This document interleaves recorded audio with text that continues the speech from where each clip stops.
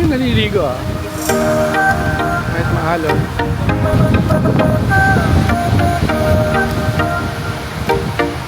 Tarzan. Mismo Coco Beach. So, hindi naman pala siya ganun ka.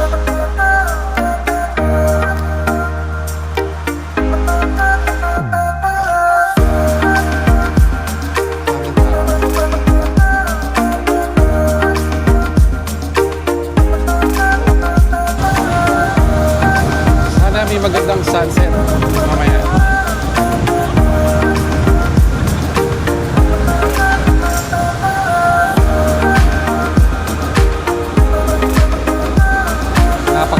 Yun. Ang daming nililigo dito. Good morning guys. Day 3 natin dito sa Boracay. Yun nga kagabi, 'di ba, ang lakas ng ulan. Tapos medyo late na rin tayo nakalabas kasi naghanap tayo ng makakainan for dinner. So today, medyo makulimlim, although maaga pa naman kasi. Yan, pakita ko sa inyo.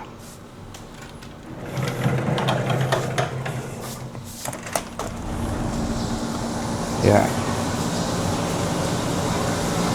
Yan, may mga kumakain na breakfast.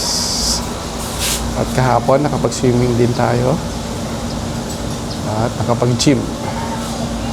So ngayon, tingnan natin kung anong magagawa natin. Depende kung uulan o hindi. So ang gawin natin, breakfast muna tayo. Kasi medyo gutom na rin tayo. Tara, let's go! So ayun guys, nandito na tayo sa restaurant. Kain na tayo ng breakfast. Ito kinuha ko muna. Siyempre, coffee. Yan. Fried rice muna tayo. Medyo kumonted na rin tao siguro dahil Tuesday na o parang weekday na.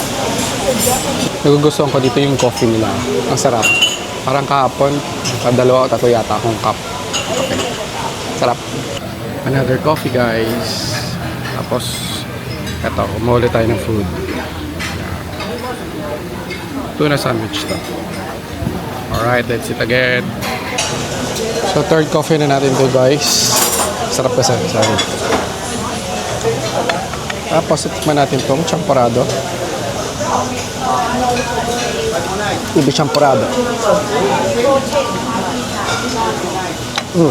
Okay naman.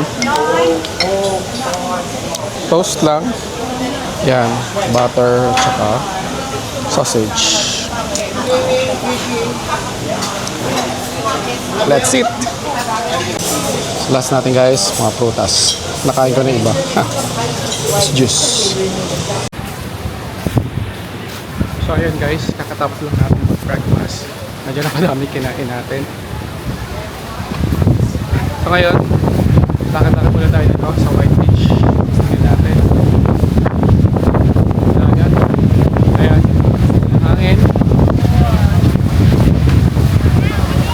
Ay, naliligo ah. Kahit mahalon. Kasi hindi siya masyadong mainit. Kaya maganda din mag-swimming.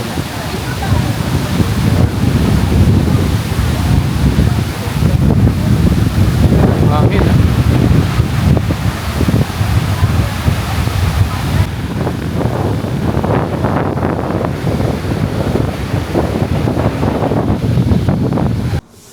Hi guys. So ngayon, lalabas tayo, pupunta tayo ng Puka Beach at saka dun sa Lapus-Lapus o yung keyhole. Try natin kung may makuha tayong habal-habal or kaya yung e-trike papunta doon. Well, sana hindi mahal yung signal sa atin kasi mag-isa lang tayong pupunta. Tapos ito yung weather. Medyo makulimlim tapos mahangin. So tara guys. So ayun guys, nakakuha tayo ng e-trike. Papuntang Puka Beach, tapos pabalik natin, dadaan tayo ng keyhole. So ang bayad natin dito is 600 pesos. Balikan na yan. Magkano kalayo yung Puka Beach dito, kuya? Sir, 20 minutes. 20 minutes. Nandun din po yung keyhole. From Puka to Keyhole, 20 minutes. 15, sir. 15. 15. Okay. So, ano yung pangalan mo, kuya? Ryan. Ryan. Si Kuya Ryan. Nakuha nating tricycle. So, nandito activities, no? Pag maalon kasi sa White Beach siya, no? Dito lahat. Dito ginagawa.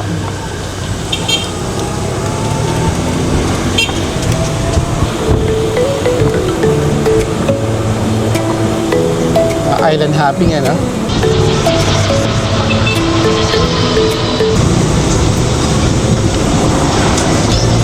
Lakas ng alon. Mapapagod ka lang. Sabi kasi na mga Korean, kung hindi mo lang namin dyan, kung sinira nila. Kanina ba?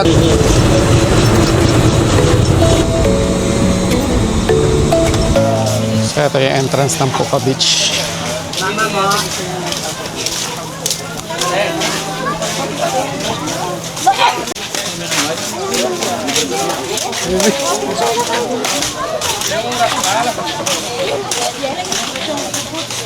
Nandito na tayo sa mismong Puka Beach. So, hindi naman para siya ganun ka maalon.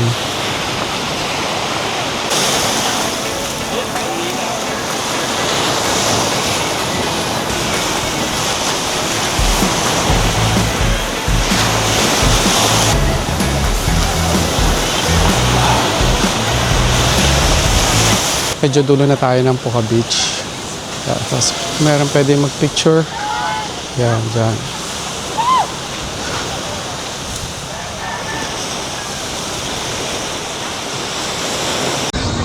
So ayun guys, nakita na natin ang Puka Beach. Ngayon naman papunta tayo ng Keyhole. Iyon. Pero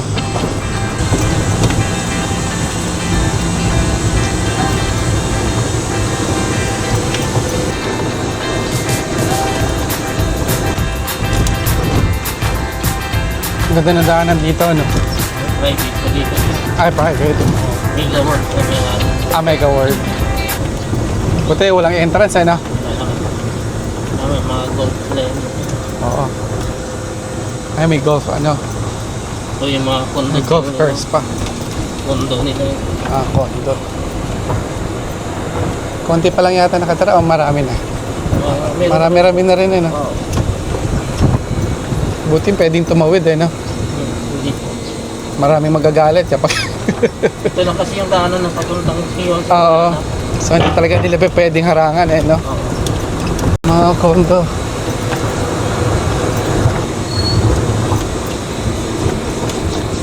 Anong dagat na yan? Newcastle Beach po. Okay. Oh, may bahay na.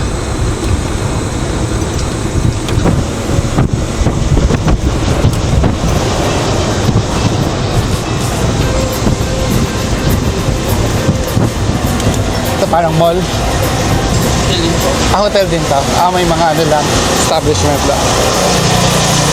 Sabi. Oo.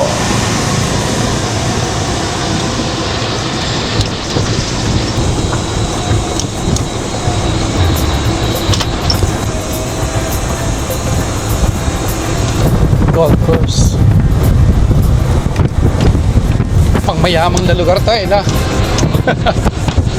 Reservation. Maglalakad na kayo, na. Oo, nalakarin.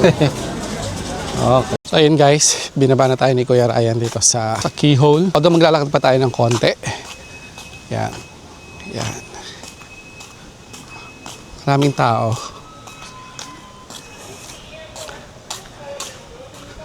So pinupuntahan din ito ng mga turista. So kilala rin yung Keyhole as Lapus Lapus.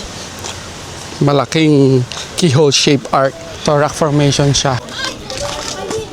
So ito na pala yun. Akala ko pwedeng lumapit doon. Baka may harang.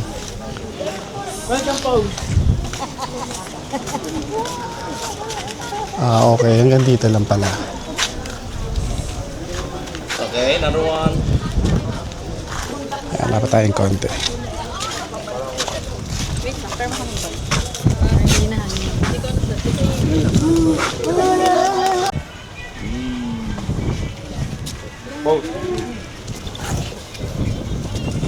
Ayan guys, natapos na tayo mag picture sa Keyhole.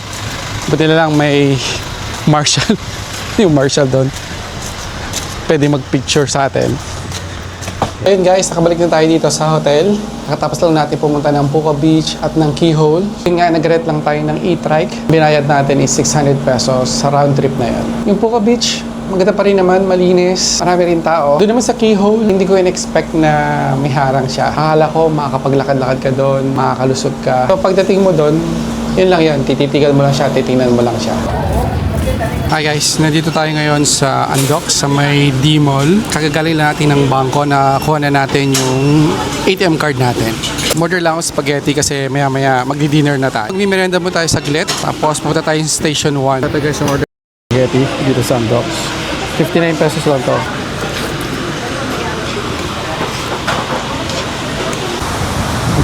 Grabe guys, medyo madami ng tao. Mga nag-aabang to ng sunset kasi it's 5 PM na. Yan. At maalon yung dagat.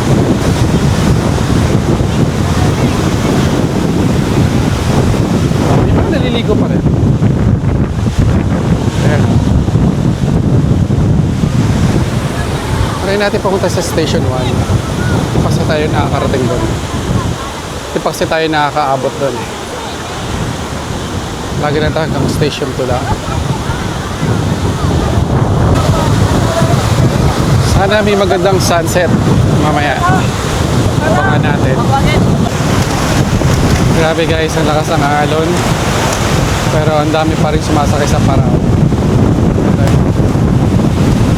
Yan. Tapos dadaling ka dun sa dulo, sa malayo. So lakad pa tayo guys, papuntang Station 1. Natin alam kung merong sunset today.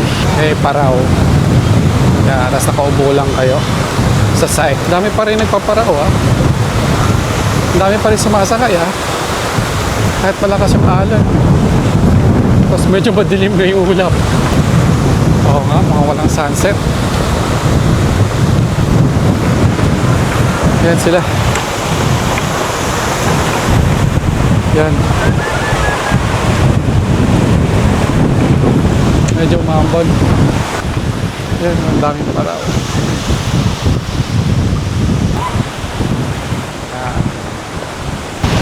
Uy, umuulan.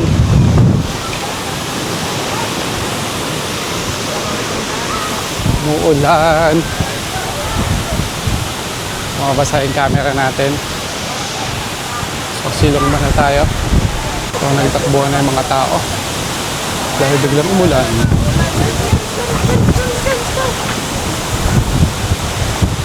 Ayan.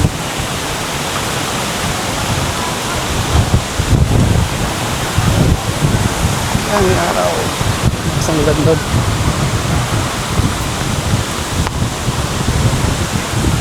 Ayan guys, tumila yung ulan. Kaya tuloy yung lakad natin pumunta sa Station 1.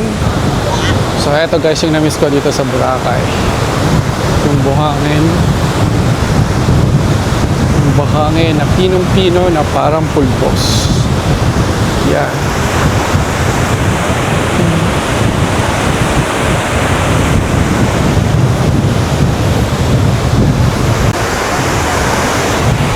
Yan, daming tao dito. Dami naliligo ah.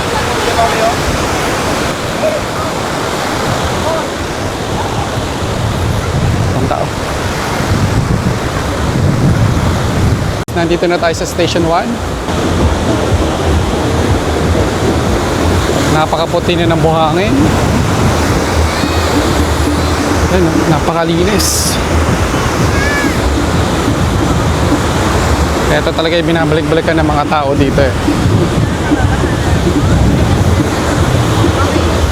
Parang ang saya ng vibes dito sa Station 1 ngayon ah. Ayan o, saya dito ah. Dito na tayo sa Willie's Rock o yung grotto. Ayan. Kita nyo ba? Yun. At ang daming naliligo dito. Grabe. Grabe buhangin, no? Pinong-pino. Nakarating na tayo dito sa Station 1. Sa likod natin yung Willie's Rock. Sarap maligo dito.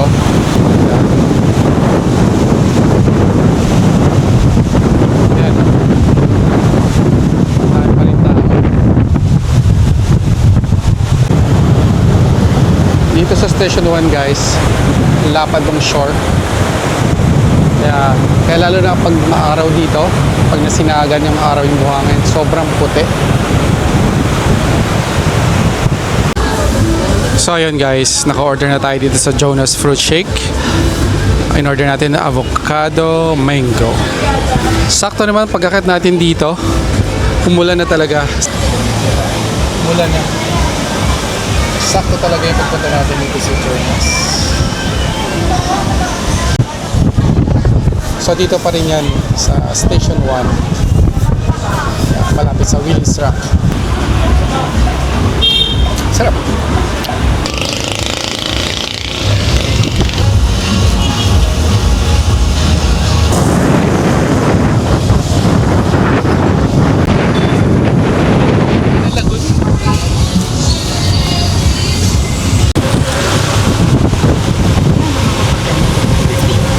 Hi guys, nandito na ulit tayo sa room natin at ready na tayong mag-dinner. Kaso, katulad kagabi, palabas na tayo, umulan na naman. Balak pa man din natin mag-buffet sa may beachfront. Siguro pag tumila ng konti, pwede tayo lumabas. Kasi medyo nagugutom na ako. Balak talaga natin mag-buffet tonight. A few inches later. Guys, tumila na yung ulan, kaya labas na tayo. Baka umulan na naman ulit. Yeah. Let's go. Dala na lang tayo ng payong kasi may payong naman si hotel. So ayan guys, nandito tayo sa Helen Sea Breeze. Ito yung restaurant nila. So dito tayo mag-buffet. Actually nakakuha na tayo ng food.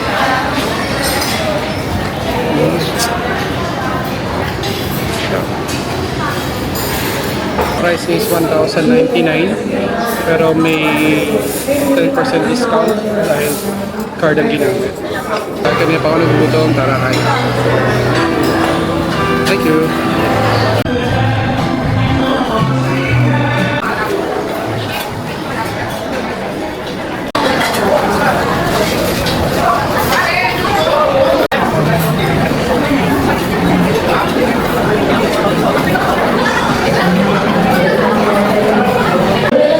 Ito yung sinunod natin, kinuha.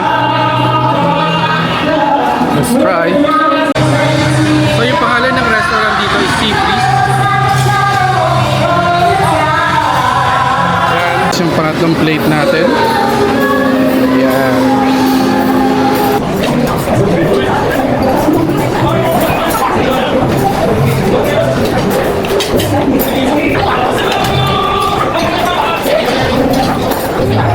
So nandito na tayo sa last part, dessert at saka fruits.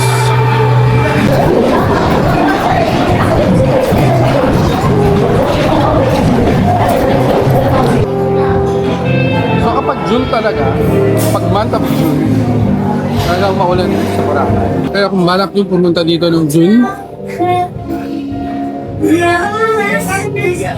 siguraduhin nyo yung hotel na ibubuk nyo. Tapos may papayo. I even brought an umbrella. Para ready kayo. Para pag umulan, may magagamit kayong payo.